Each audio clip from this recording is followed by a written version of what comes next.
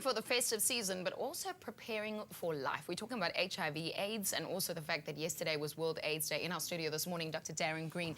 Now, we took some of your calls on 083-9133-728. You're welcome to stay anonymous. In fact, we did have a call from Anonymous.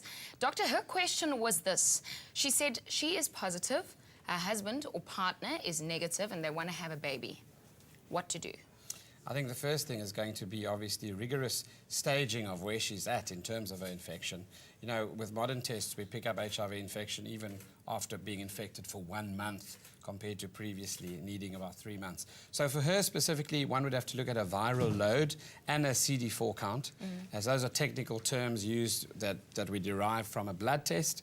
She'd also have to definitely be under the care of a HIV specialist or an infectious diseases physician for the process. Her gynae would obviously be in a very close relationship with that.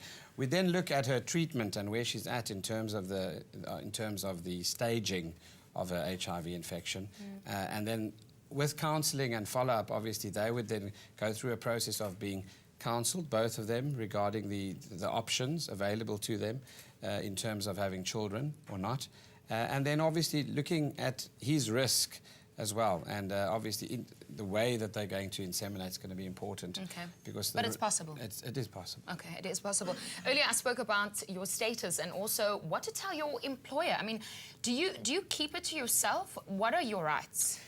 We are not obliged to reveal our status to anybody.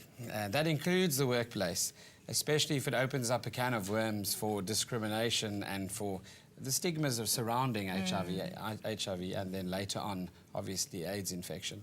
So you're entitled, it's your right to keep it private and you don't have to disclose it. Okay, well, Dr. Darren Green in our studio, it's good to have you here and thanks for always bringing your knowledge as we ask all the questions on our Feel Good Breakfast show.